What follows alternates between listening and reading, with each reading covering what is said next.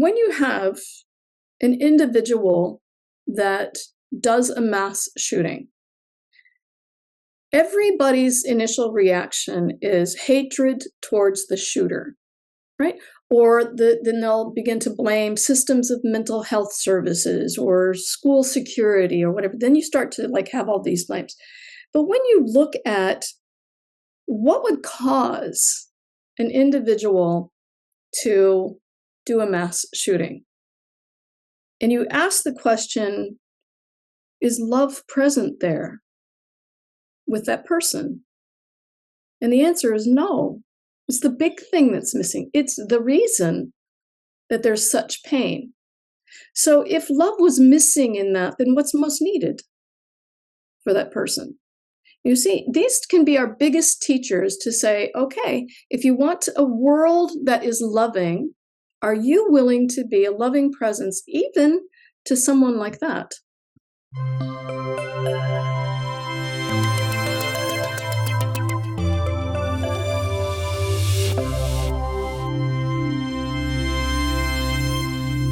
This is Mind the Shift, and I am Anders. My guest today is modern mystic Mary Reed. Welcome to the show, Mary. Thank you. Thank you. Glad to be here. My pleasure. Let me just read a few lines from the About section in your latest book, Humanity's Epic Awakening, which I just finished. Great book, fantastic book. It says this: Mary Reed was a staunchly agnostic healthcare executive in Washington, D.C. when she began venturing uncontrollably into mystical experiences in the company of Jesus, Buddha, and angels. She finally surrendered her, quote, normal life and spent several years in a tiny nunnery in the Himalayas, coming to terms with her unexpected abilities. So that's amazing. Tell us more about your transformation. What was it that happened there? Why did you suddenly begin, do you think, having these mystical experiences? Well, I don't know why the timing was as it was, but it happened 23 years ago. It started 23 years ago. I was a healthcare executive living in Washington, D.C., and I was completely agnostic. I had no interest in spiritual things at all, no big questions about life. And I just started hearing a voice, and the voice said that I was supposed to be doing something very important, which I already thought I was. I was in clinical research and doing lots of global healthcare programs. And that voice just kept coming and kept coming and kept coming, no matter how much I tried to ignore it. And after 6 months of that, there was a series of events that unfolded that made me really try to figure out what is this voice. So I went to see a psychotherapist friend of mine in Arkansas, stayed here in the U.S. And that just opened the floodgates to these metaphysical experiences. In the first experience with her, with my therapist friend, I went into the body and being of Jesus on the cross at the moment of crucifixion. Now, as an agnostic, that was really wildly out of the blue. But in that experience, which went on for 3.5 hours, suddenly I just had all of this information about humanity and our evolution and what happened in that moment, what happened since, and the context of what's happening today in our world and all of this stuff. And then the next day, I went back into those sort of ethereal realms and had a big meeting with my soul group and with Moses and understanding the conflict nature of our world. And remember, I was in clinical research. None of this was ever on my radar screen. So it really just blew open these really wild, confusing, metaphysical pathways for me. And when I came home from that experience, then I tried to go back to my normal work. But now I had a very different view of life and a really confusing sense of what the hell is going on. Like I have this understanding of things in a very different way. And now I have to come back into normal reality and just do my normal work. But then I started having these metaphysical events just randomly on my own, again and again and again and again and again, and all very big, weighty, different perspectives on life, different realms, meeting, again, Jesus and angels and then Buddha. And I had no idea about Buddha at all.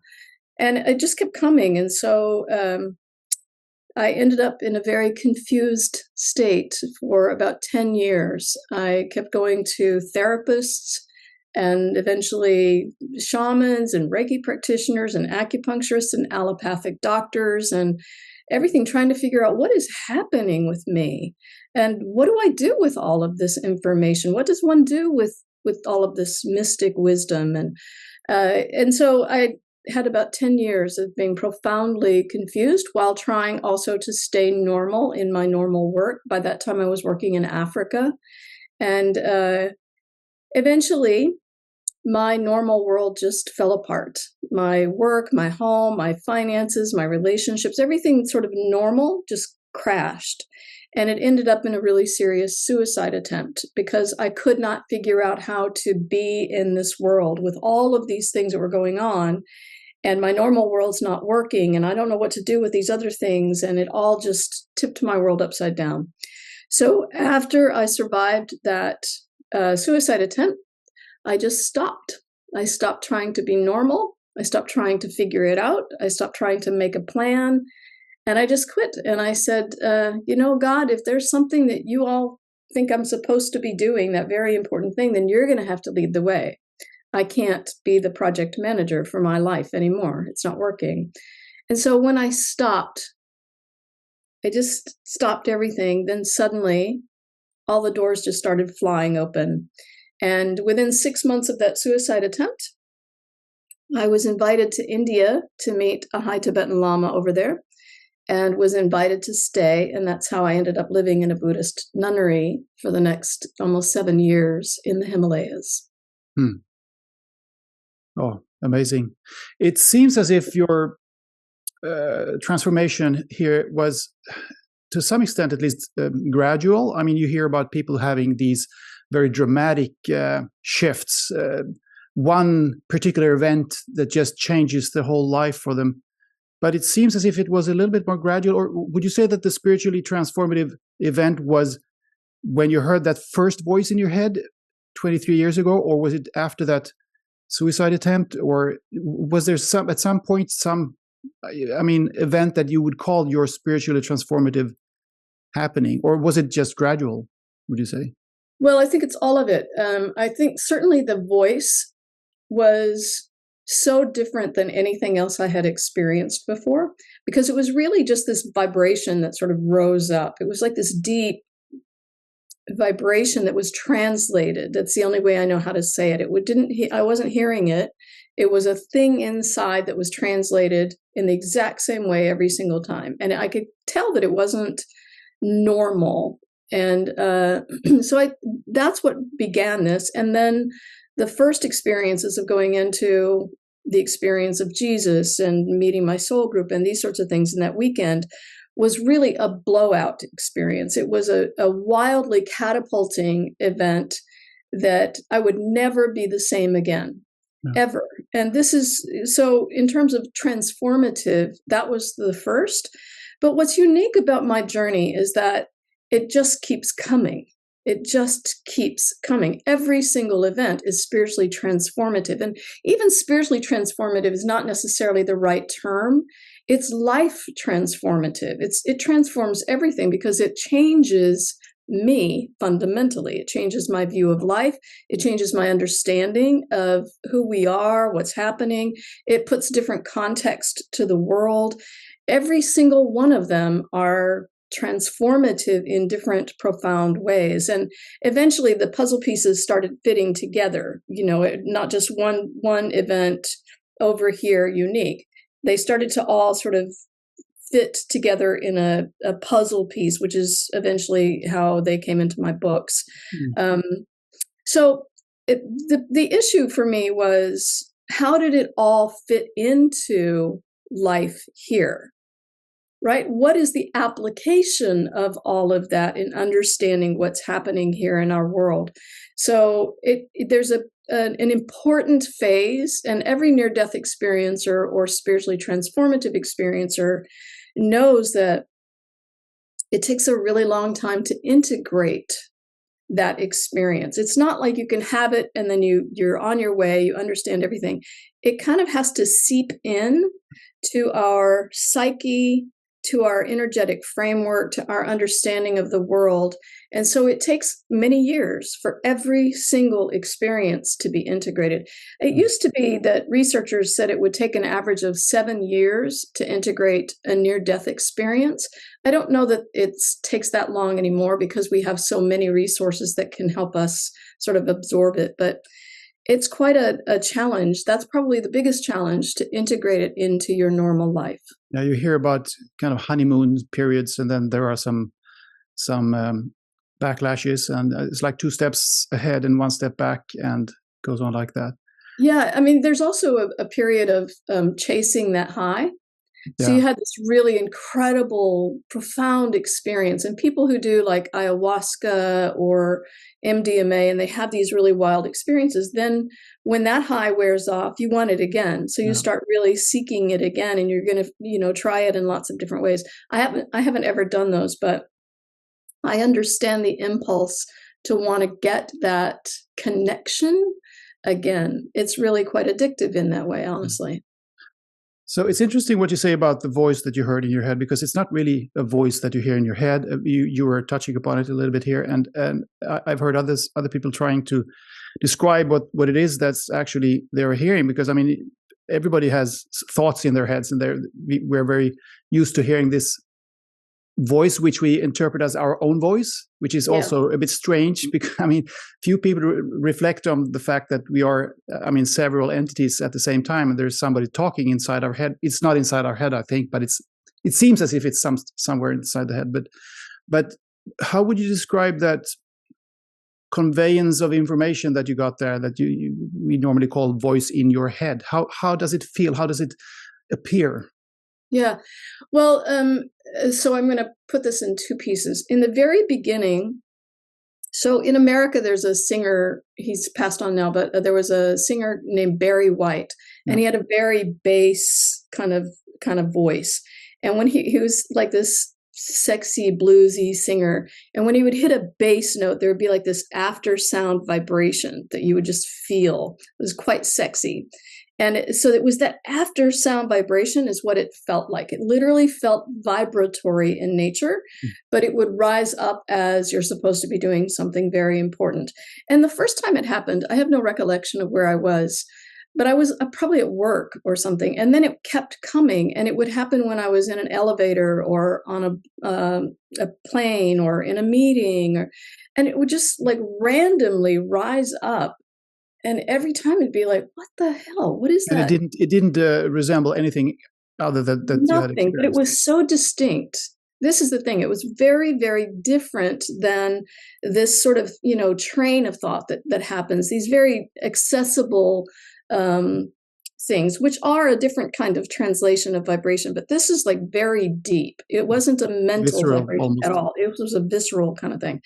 But the same thing happens. I also do channeling, and we can talk more about that in a bit. Yeah. But in the channeling experience, it's the same kind of thing. You settle in, and then you wait for this sort of thing that it rises up that is different than what you would hear in your head in a mental sphere. It comes from just a different level of connection. Yeah, fascinating. Yeah, let's talk about your channeling. I was going to ask about that anyway. So you channel wisdom from non-physical entities, and entities plural. I mean, some people seem to have one particular entity or expressions of consciousness, if you will, that they channel and that they get information from. But you have several. So who are they, and can you in any way control which ones you are going to connect with, or are they just knocking on your mental door whenever? Well, first of all, let me explain about I just started channeling in 2020, just 3 weeks into when the pandemic started was when I started Okay, so that's a pretty prior late to feature, yeah. yeah, prior to that, it was always just a direct. I would just go into these otherworldly realms, and I described that process as you can imagine that there's like a blackboard that has a lesson written on it, a spiritual lesson or an understanding of some kind written on it. But instead of looking at the lesson on the blackboard to learn it, I would enter into the blackboard and become the lesson itself. So it's a fully embodied experience. I can go into these other realms and literally like into the mind of Buddha, or like in the crucifixion scene, going into the body of Jesus, or into the information of divine wisdom. So that's how for 20 years up to 2020, that's how all of my experiences happened. But then in 2020, I was in a meditation with a friend and co-teacher of mine in Australia. And during that experience, there was something sort of pulling at my throat area to get me to yield my voice. And then this whole entire collective of vibration rose up, and I experienced that vibration coming from a stadium, like literally thousands of light beings, thousands of archangels and masters and all kinds of beings. And it is in that stadium of beings, it's very much like a tuning fork is hit, and then there's a collective vibration until there's a harmonizing. And then whatever that harmonizing tone is, that's what I begin to narrate. In that composition of the stadium, there is never the same group there 2 times in a row. It's always different. And they always say, we're only here for what's happening in the moment. And as a rule, I don't access them on my own. I have to have an active witness. And usually it's my private community. I meet with them every week and we do a channeled teaching. So there's some kind of co-channeling experience. Everybody's sort of opening the portals to these things together. And this group is called Consensus. And they always say, we're just the higher aspects of all your beings. So, for example, if you and I were in a channeling session, it would be aspects of your higher being and my higher being coming together with all that wants to be here in this moment that would be in your highest interest and mine and all whom we impact. So sometimes people will experience their loved ones in there. Sometimes people will distinctly experience Jesus or Melchizedek or, whatever. But it's always very different, and everybody will perceive it differently when they're in a session with me. Yeah. Okay. Yeah. So, I mean, it does make sense in a way if you're into these things, because if you believe that there is a collective unconscious or a collective consciousness that we're all a part of. So why don't everybody have this kind of more collective experience? You think of have you received any information as to why you have these specific kinds of channeling experiences, like that you had you're in contact with this group called Consensus and others don't?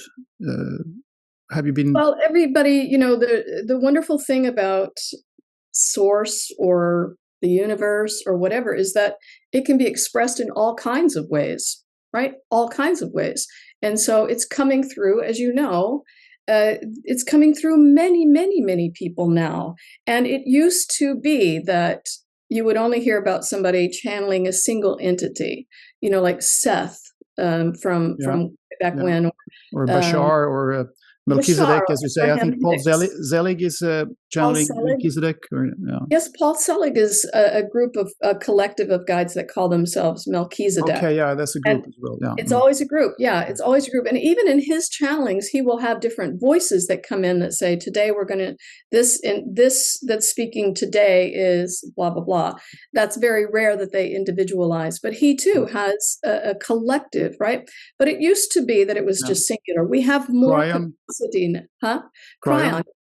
But now we have more capacity in the collective consciousness, and those of us who have more open fields can receive more. And I just happen to have, I guess it's because of 20 years prior of being able to access these other realms and entities, that I just have quite an open field for whatever reason. And other people are coming into now this ability. In fact, when I have a consultation with people, part of that consultation is to explore what kinds of things can start coming through them, because we're all coming more and more and more into these very real capabilities that we never thought we had. Hmm. Do you think that everybody is able to channel? And maybe we do that without realizing it, when we are in the zone or whatever you call it. Exactly. Yeah, I mean, this is what artists and musicians and even journalists and, whatever, when you're in that zone of like communication or connection, when things are flowing, it's a different kind of channeling. Yeah. Yeah. So much of what you're describing in your book and what you're talking about when I've listened to you in interviews, and so the deep, true reality that you describe and that you convey, it reminds me a lot of what Angelo Di Lullo says. Is another guest on the show. I've talked to him a couple of times. I don't know if you're familiar with Angelo Di Lullo. He's written a book called "Awake, It's Your Turn." Oh, it's great actually, but maybe with the difference that I think that your message vibes of maybe a more feminine energy, and his of a more masculine one, perhaps. I mean, it's difficult to tell sometimes, but I mean, you have a sense that there might be a difference. Anyway, but the common features are that there is no, I mean, among many other common features, there's no time, there is no separation, there isn't even a self if you go deep enough.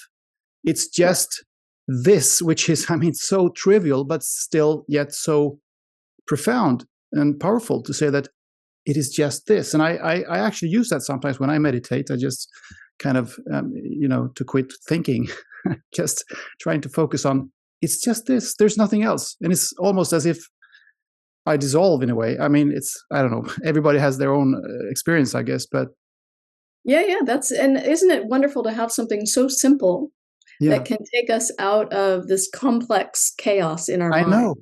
I think maybe it is much, much, much more simple than we realize. We just complicate things in this 3D world. We do. But do you label the kind of wisdom that you are talking about? Is it non-duality? Does it equate to ancient Eastern wisdom and traditions, or do you even have a label for it? I have no label for it, and part of the reason is I don't have any history with anything at all. Even when I first started having these experiences, remember, this is before you could jump on the internet and research. I had this, I didn't even know the term mystical event, or I certainly didn't understand things like non-duality or consciousness or things like that. There wasn't really a library of terms that I could turn to. So I didn't have any kind of framework, and I still don't. I have it now. It's available to me, but I have no interest in it because that's just somebody else's label. Yeah. Right? It's somebody else's categorizing or parsing it out, and I have no association with limiting experiences by a definition. Right? So, and I use this example. Imagine that you have, a cosmos full of wisdom, full of information, right? All kinds of perspectives, every perspective imaginable. And you want to explore some of that. The moment that you try to pull a single word out of the cosmos, and then you operate through the lens of that single word, you've negated so much of everything else that could be tied to that word, because we have an understanding or a definition that's very, very limited. So what happens in the sort of divine wisdom in this information is that it's much more about conveyance of the full scope. And we can't get there through labels. We can't get there through the narrow definitions that we understand, because those narrow definitions were created in this world, in this separation consciousness, to manage separation consciousness. But this is not a separation Wisdom. This is a unitive wisdom that includes so much more. So it's extremely difficult, and any near-death experiencer will tell you it's very, very difficult to put our experiences into words that can fully convey the depth and breadth of wisdom that we glean, or understandings that we had, or whatever. So it's quite the challenge. This is why they call these realms the realms beyond words, because they cannot be limited by definition or language. Right, right. Yes, very wisely put. Speaking of consciousness, you know probably that there is a lot of research going on these days on consciousness, which is interesting, and I think it's wonderful. It's been going on for 2 or 3 decades now. Before that, if you go back 50 years, the notion of consciousness was more or less just a philosophical concept. But now it's real, quote unquote, real science, and they're studying consciousness. And as you are well aware of, I presume all these researchers and scientists, they're coming into this field from very different angles. Some are more spiritual than others. Some are very more materialistic, but they're all trying to figure out what is consciousness, and is it an emergent property of the brain, or is it a primary, and all that, you know. But would you say that, to get to a question here, I think my question would be, do you think that all these scientists, when they're trying to figure out what consciousness is, are they actually looking for God? Well, I mean, I guess you'd have to ask them, but you know, God is such a funny Or is God term. consciousness in your opinion? What is it? Consciousness, God and consciousnness, is that the same thing?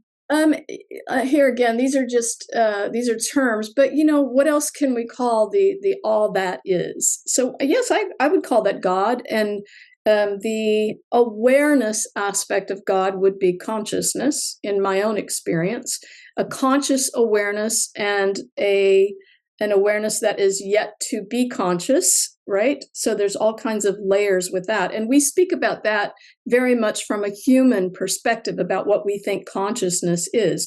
In the multidimensional realms, that can have all kinds of different meanings and experiences, which you'd have to be in there to understand any experience of that.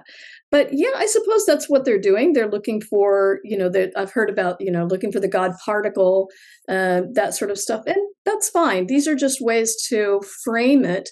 But they're looking for what is the substance of life, the substance of existence, the mechanisms of existence, and all these sorts of things. Beautiful. I think it's fantastic. And one of the beautiful things about what's happening right now in our awakening is that so many science people are having spiritually transformative experiences, or near-death experiences, or documentable experiences, like Anita Morjani, whom I'm sure you've heard of, who had yes, I haven't had her on the show, documented but I know who she is. experiences. Even Alexander, like you have people, and what's her name, Jill Bolte Taylor, and you know, lots of scientists that are now coming into the conversation from the experience angle, not just the research angle.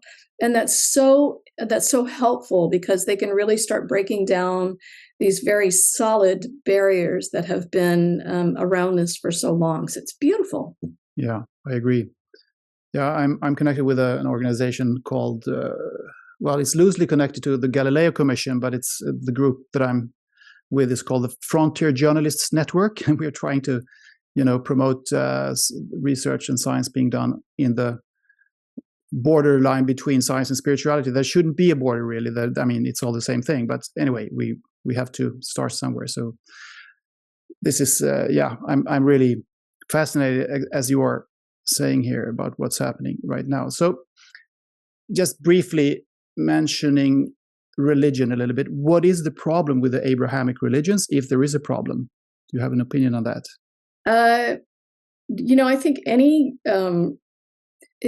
me just first say here, the only thing I can ever give an opinion from is my own experience, right? I don't have any studies. It's just, I can only state what I've experienced. And in my experience, there is always the challenge of the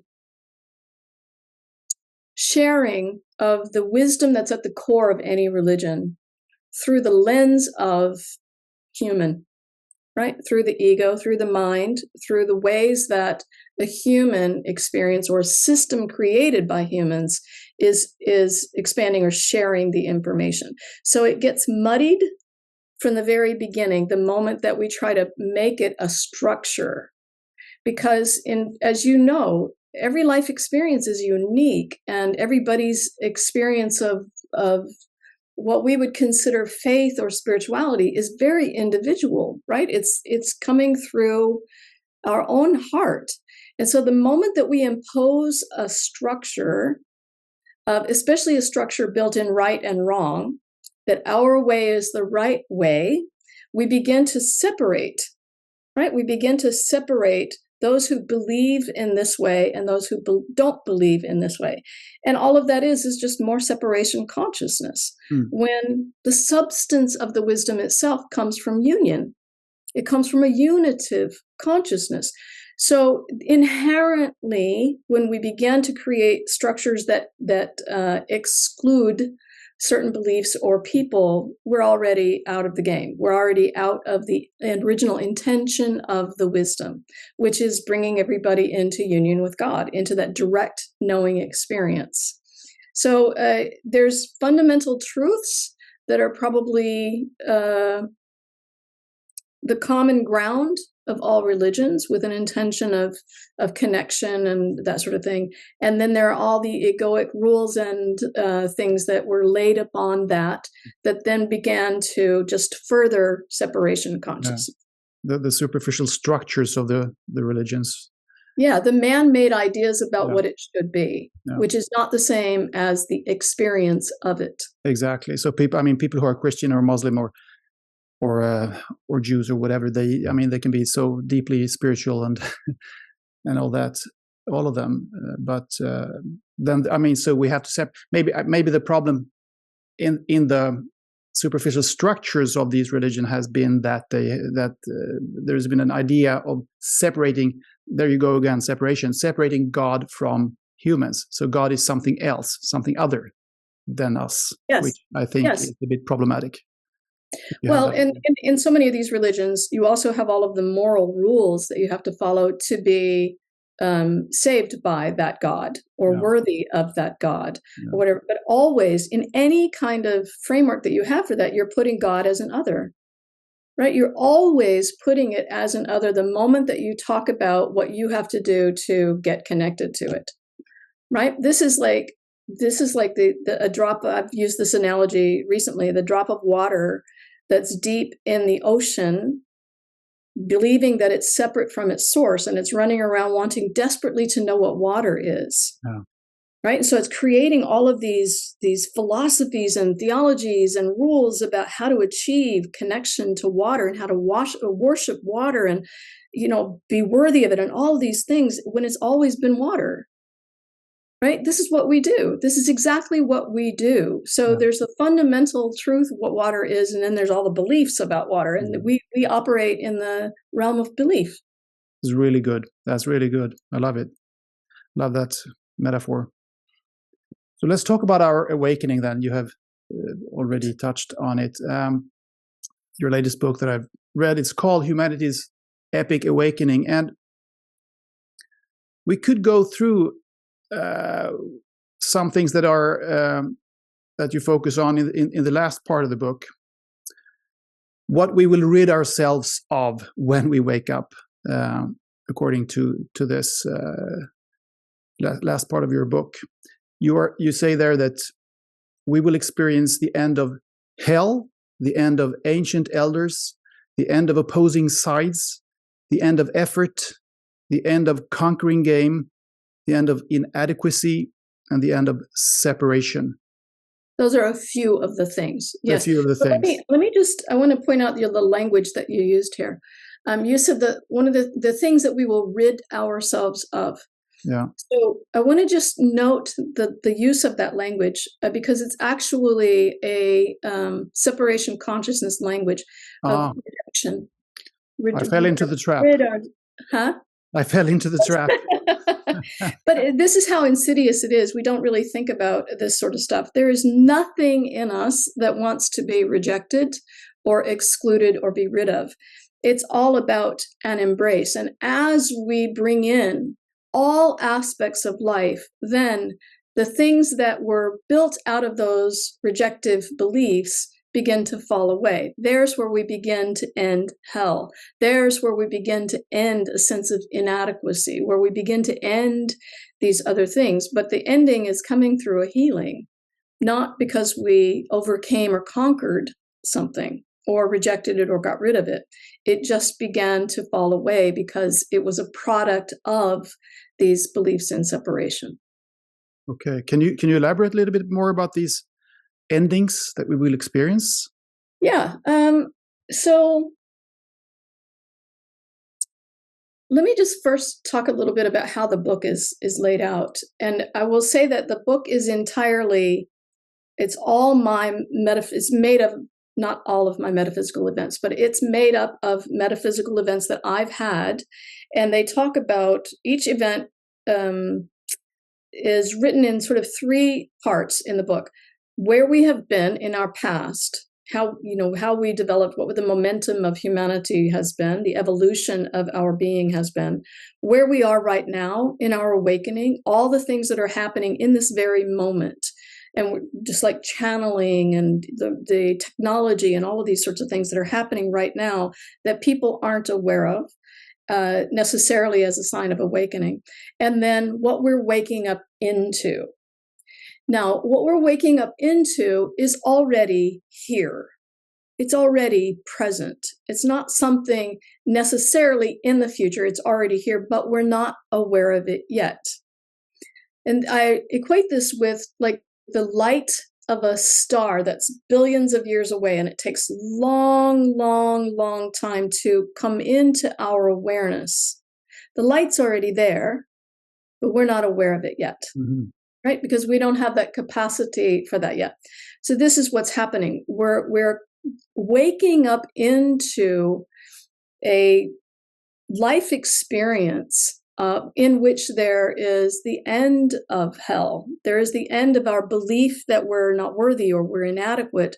There's the end of the conquering mentality that we've been so deeply mired in.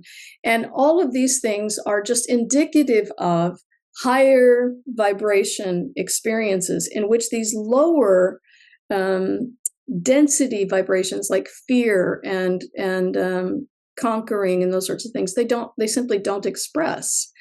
Paul Selig's guides use the analogy of there are things in the basement and then there's the view from the 25th floor. Right? And so what's down here isn't expressing up here. You can't be down in the basement and see the view or experience life on the 25th floor. You see? Right. So that's what's happening. The life from up here in that higher frequency vibration, that literally it feels like, oh my God, we've woken up from a deep sleep. This is exactly how it feels. It's like, wow, how did I not see that before? It really, literally at a cellular level, feels like we're coming into this. And that is when all of these old paradigms of life begin to fall away. We just don't experience it. That's how it is.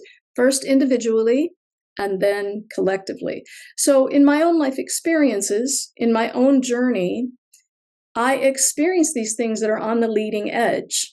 And this is why I talk about what we're waking up into, because I've already experienced it.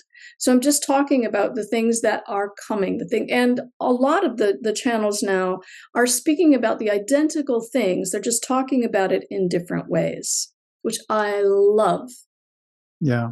Yeah, because we have to, address so many billions of people, and people they have different experiences and different ways of speaking. So exactly. We need many ways of conveying this information and this wisdom.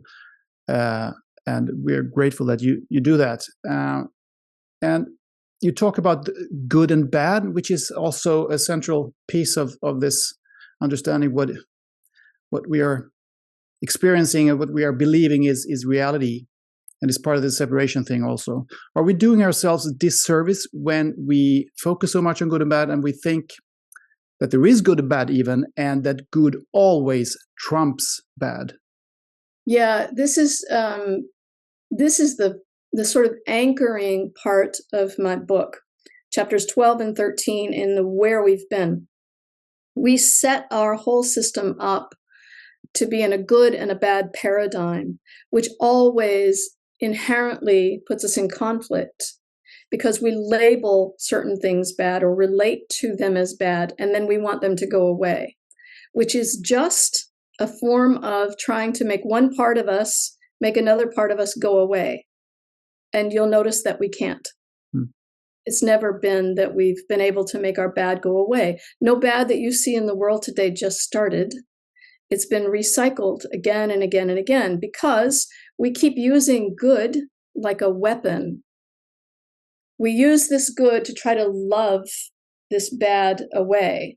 But what we're saying is, you're not okay to be here. And none of this in the chapters, this all comes from an extraordinary metaphysical event that I had in 2016. And this is why it's detailed in 2 chapters. It's extraordinary. It's the biggest metaphysical event I've had in my 23 years. And in that experience, I was experiencing this block in my stomach. It began with a block in my stomach. It was like a bowling ball. It was that dense. And simultaneously, I was experiencing this block in the cosmos as well. And I understood in this moment, this is the fundamental block in humanity. It's what keeps us in our cycle of suffering. And there was no love entering or exiting this block, either in me or in the cosmos. No matter how much I wanted to love it, it couldn't enter. And in my experiences, remember earlier I said, when I have an experience, I enter into the blackboard and become the lesson. So in this experience, I entered into the block. And what I became in this block was every single thing in humanity that we label bad. Judgment, fear, rage, war, poverty, everything. I became that. And as I became that, it was this huge understanding that it is all just our pain. It's the different iterations of the pain we experience, believing that we're separate from God or from our source, from love. And in that pain, it's like a child acting out. It's all of these ways of expressing our pain that we then call bad. And every aspect of that pain that I could feel was profoundly sad. It was a sorrow that we all carry in our hearts. And I experienced that sorrow in the very first event I ever had. So this baseline of sorrow that's carried in all of our pain, that's expressed through these bad things. And then we come in with love, and we try to love these things away. In other words, we're just continuing to reject this pain. This pain doesn't want to go away. It wants to be embraced. It wants to be connected. It wants to not be called bad. It wants to be seen in its nature as of God as well.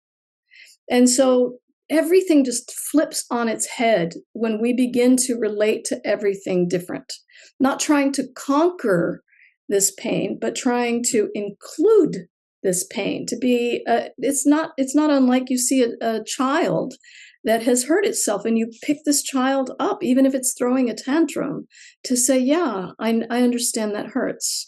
I understand that hurts. So there's a comforting, right? We don't do that in our society. We don't do that in the paradigm of our world. We keep trying to conquer bad, and we've never been able to, because we can't.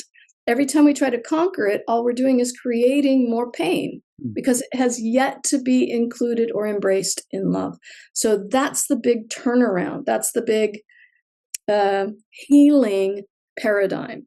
And as you saw when you read my book, the healing that comes from dropping all the judgment and dropping that paradigm of good trumps bad is absolutely profound. Not just for ourselves, but what our contribution and ripple effect is on the collective consciousness then. It's really an extraordinary healing. And that's the basis of all my work, is exactly that. Inclusion of everything, embrace of everything. That's very powerful. And as you say, it flips, it turns things around completely as compared to how we are used to seeing things. But so embrace it, not only accept it, but embrace it and understand that it's part of the whole part of life. And I mean, an analogy with parents and children could be that I know that some parents sometimes they try to deflect the attention of the child from. I mean, if the child is sad and cries and everything, they try to kind of turn their attention to something else, to something funny. Maybe, oh, look at this film instead, or do this or do that instead of crying. But that's completely wrong, I guess, because it's like what we're doing in society. We're trying to, just shove it away. Yeah. What we're doing is we're trying to repress a truth. The truth is we hurt, right? This is my truth. I don't have to indulge and go down the rabbit hole and, get stuck in that mud, but I do have to honor what's really true. And we don't live in a world where that's been acceptable. We live in a world where I grew up in a time where you just suck it up. You get on with life. You've got things to do. You have to manage. You have to go. And as a result, we just keep repressing all of this stuff. And this is what's happening now in our world is all of that old repressed pain, that voice that we never really got to use is now starting to rise up. And this is why you see all of this chaos coming up in the world. All of this old pain is expressing in so many different ways. And people saying, no, I need to just be what I am and own what I am, own the frustration and the confusion and all of these things that I honestly feel without trying to make it proper and nice and all of these sorts of things. We're not going to be able to get through an awakening by being ultra polite. Awakening isn't intended to be a polite experience. It's intended to be an honest experience. Do you sometimes? Yeah, sorry. Go ahead. No, go ahead. Do I sometimes? Do you sometimes experience that people misunderstand what you're saying when you're talking about good and bad, and that the bad has to be embraced? That they think that you mean that it will always be there, and there will always be all these wars and this violence and these bad things because we have to accept it all. Do some people misunderstand it that way sometimes? And yes, of course. What do you say then? Well, I think that it's very scary to have the idea of accepting the things that we consider bad. But what we're doing there is looking at the symptom and not the cause, right? My work is always at the origins of suffering, the origins of conflict, the origins of war, the origins of poverty, the origins of all of these things which happen in a separation consciousness. So addressing the fundamental cause, and this is why again that chapter is divided, that experience is divided into two chapters to meticulously walk through the whole context, the whole understanding. That's when people really, and it's one of my most popular talks on my YouTube channel is What Love Really Is, which details this very experience because it's such an eye-opener to be understanding things from a very different perspective. Understand that when people are confused by that or think that that's crazy, they're coming from fear. So we're going to anchor ourselves in a fear-based perspective to try to judge whether that's right or wrong, whether that's good or bad. We're literally judging the idea of it as good or bad. But, just fundamentally, you can understand the flawed nature of a good and a bad or a good trumps bad paradigm. When you consider, let's say that we all want a world that is based in a just and right way. Okay, that's a fine idea. Now, whose idea of right should we follow? Yeah, good question. And then you start, well, not their way. Well, my way. No, not that way, their way. Right now we're in a fight. Right? So fundamentally, the very idea sets us up to battle about whose idea of right and wrong we should follow. So it's a no-win situation. Yeah. And again, what we're doing is fundamentally overlooking the fact that within all of us, we have all of this range of emotions and experiences and pains and expressions of pain. And we just keep trying to ignore the pain to have a happy, shiny life. And in fact, this is very much part of our experience. These are our teachers about how to love, right? If we come into a world in which, and my world, in which we genuinely want to be a presence of love, we want a more loving world, we want a world in which the expression of our natural source, love, can be here fully in its truth. If we really want that, then the question is, well, can you love this? Can you love this bad thing? Right? These are our greatest teachers, because oftentimes the answer is no, I don't want to. Well, good. Let's look at why we don't want to. Then we're choosing not to be a presence of love. So this whole paradigm calls us into really deep self-reflection about why am I doing this? What am I afraid of if I love this piece? This piece of me always has to begin within, right? This piece of me, this piece in my family, this piece in society, right? It's not that we approve of things that are wounding at all. That's not the issue. It's that we're looking at what's the cause of that wounding. Yeah. This is the issue. We're confusing what we're seeing with what caused what we're seeing, right? Wonderful. I think the dilemma sometimes also is that people tend to use the most extreme examples of bad. So they say, so do you condone war? Do you condone rape? Do you condone this and that? But I mean, most of the time, bad things are not that bad. Actually, it's very much about how you see it, how you live through it. People can complain about all sorts of things, and most people aren't the victims of violence and war, at least most of the time. You can. I don't know. I don't have any good examples, but you know what I mean. There are some events in everyday life that we deem bad. But I mean, what's bad about it? I'm here. I'm still here. I'm healthy. Nothing has happened. Nobody has died. I have food on my table. What's the problem? Yeah, you see, I can give you a concrete example. It's not that, first of all, let me just make clear, it's not that there's any condoning of any kind of wounding activity. That is not the point at all. That completely misses the point. But when we have, let's say, because I live in America, it's very real for us to have shootings, mass shootings. And when you have an individual that does a mass shooting, everybody's initial reaction is hatred towards the shooter, right? Or then they'll begin to blame systems of mental health services or school security or whatever. Then you start to have all these blames. But when you look at what would cause an individual to do a mass shooting, and you ask the question, is love present there with that person? And the answer is no. It's the big thing that's missing. It's the reason that there's such pain. So if love was missing in that, then what's most needed for that person?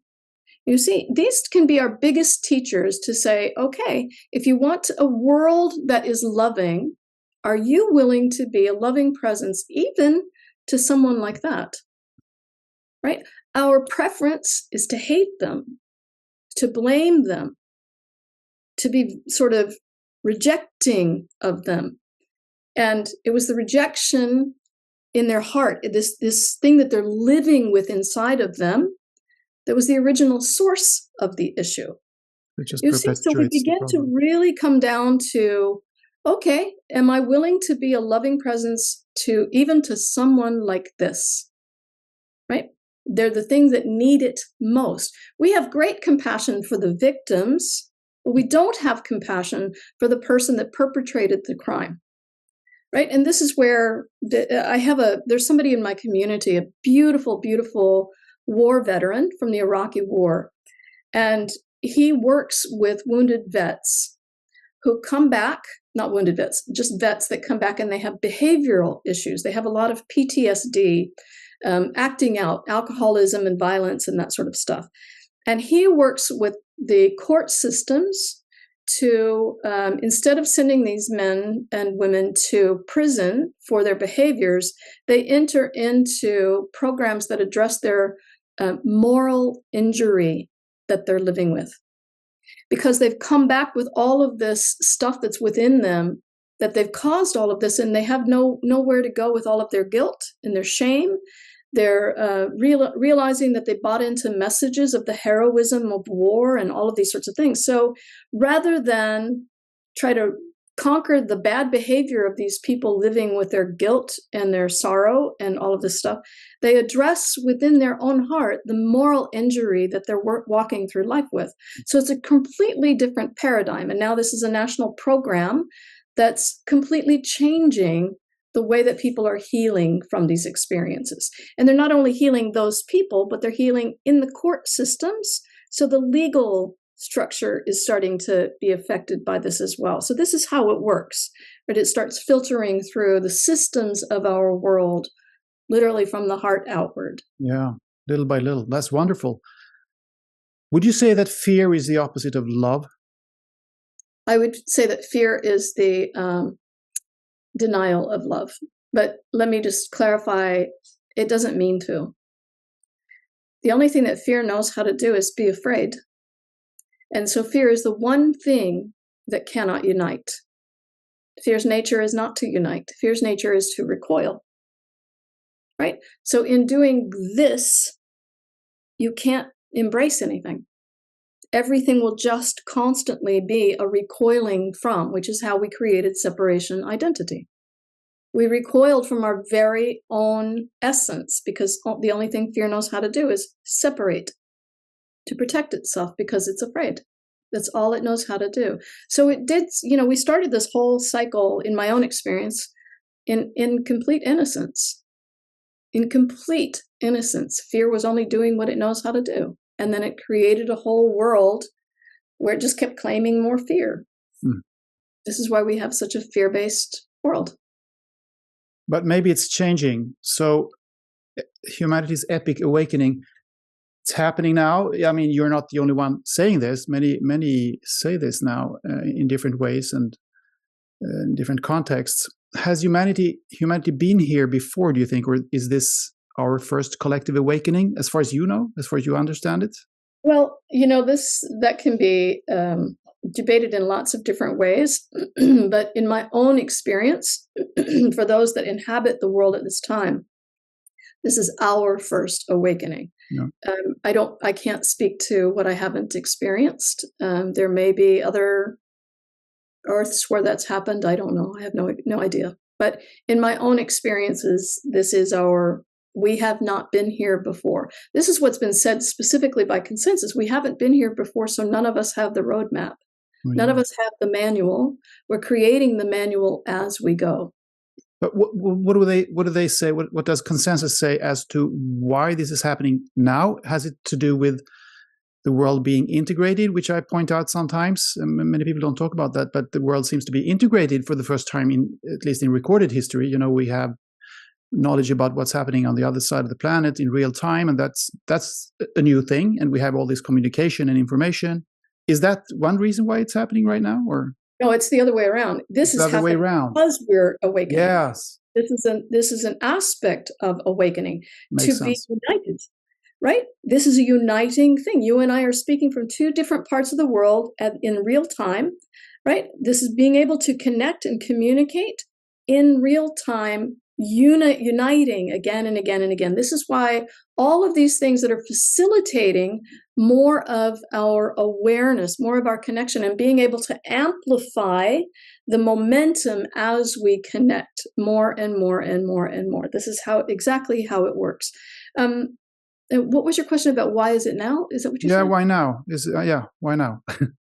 Because at some point, humanity as a whole made a decision to stop the old paradigm, to, in my experience, stop exploring through fear, stop exploring through the suffering of the separation consciousness, and begin to unite to ever more of our wholeness. And what happens as we're uniting with ever more of all that we are is that we come into greater and greater and greater potential, right? Technology is a great example. The potential of all that we're doing. AI is a new potential that's coming out.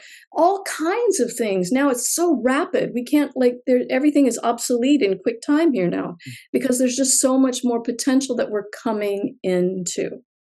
It's already here. We're just coming into it. Yeah, I understand. But have you received any? I mean, I looked in your book for concrete examples of what we are going to experience here, but I'm not sure that's a wise idea to just point out that, because it might not come to pass. But anyway, have you received any information or knowledge, wisdom about more concretely what's going to happen with our world within maybe a few decades?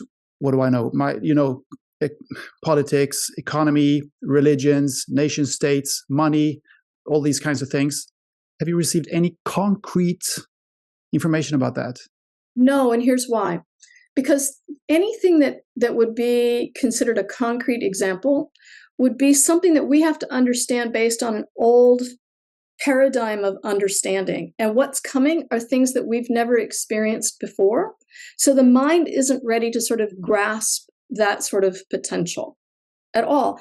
If we said, 50 years ago, if we said what's coming is that people will be able to sit down in a chair and channel divine beings through here, people would be like, well, that's just bullshit. That's not going to happen, right? We're not at the point yet where we can imagine or understand or conceptualize what's coming. And so everything is, the other thing is that leads or anchors us to a belief that we're trying to get to that destination or that achievement sort of thing. And that's not what's happening. That's not what's happening at all. Because then we close doors, actually, when you say that. Exactly. It would try to control the natural flow. And so I've not been given anything like that. And I'm guessing I'm not going to be given anything like that, which isn't to say that, some might, I don't know, but I haven't heard anybody talking about concrete things because it's an evolutionary unfolding. Yeah. Well, I've heard Bashar say a couple of things, not many, but according to Darryl Anka, he has said, once he said, for instance, he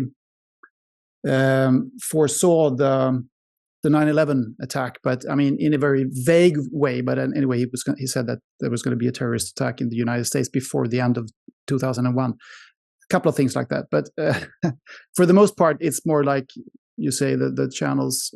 But that's not changing the systems of our world. There is going to be the dissolution of all of the systems right now because we can't function in the same way. These systems were built on inequality.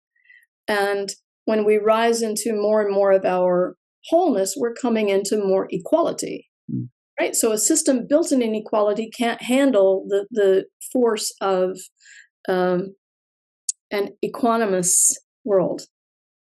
Yeah, you mentioned that you see this explosion of communication and information spreading around the world as a sign that we are awakening. Or do you see any other signs right now, not in the future, but right now? Like the messiness that people are pointing to. I mean, I have some other maybe views on whether or not it's worse than ever, but people seem to notice violence and war and things and chaos more than before, and they find it very discomforting. Do you think that conception of a world being more chaotic than normal is a sign of awakening? Yes. So there's two things. First of all, part 2 of my book is full of what's happening right now that are indicative, things that are happening right now that are indicative of awakening. And a lot of that has to do with shared consciousness, sharing consciousness among individuals or groups and that sort of thing, which channeling is a version of that. And there's more and more and more channels coming out. Right. And more programs like yours that are allowing that information to be profused throughout the world. So this is another indication of that. But as that happens, as that wisdom, as the love that's loaded in these transmissions of energies that are coming in, they're coming in and sort of seeping into the soil of our world, that's loosening all of the old debris, all of this old debris. Remember, nothing's going to be left out in our awakening. If our whole point is to embrace everything, that means we're going to see everything. That means we're going to see all of these old things that we've wanted to repress or not deal with, and now we have to deal with them. As Paul Selig's guides say, this is a time of reckoning. And so as more things rise up in our awareness, we have an opportunity to reflect on our world, to say, do we really want to continue on in this way? And this is the same thing that happened, during COVID, when everybody came inside and everybody has an opportunity to sort of reevaluate, why am I doing my life in the way that I'm doing? Why am I commuting like this? Why am I at this job that I don't really like? Why do we have our family house like this? All these things. And then when the world starts opening up again, there's an opportunity to say, do I really want to go back out into the world in the same way that I was before? And lots of people said, no, I don't. And this is another indication of an opportunity to take stock, to take responsibility for our choices. And that's coming up with all of these chaotic things that are now playing out, is that a lot of people are not buying into the old ways, but we don't know what the new way is yet. Right?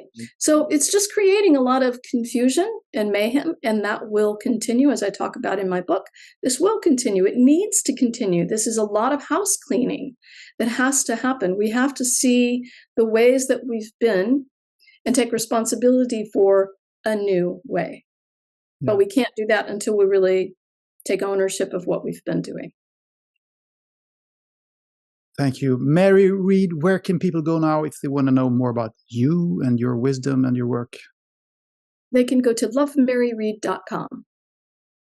Lovemaryreed.com, and there's all the information, all your books and everything. Yep, my courses, my consultations, all that good stuff. Okay, and I'll put links in the description box, of course, as always. Thank you. Mary, thank you so much for being a guest on the show, and continue to shine your light for us. Thank you. It's been a pleasure to be here. I appreciate the conversation, Anders.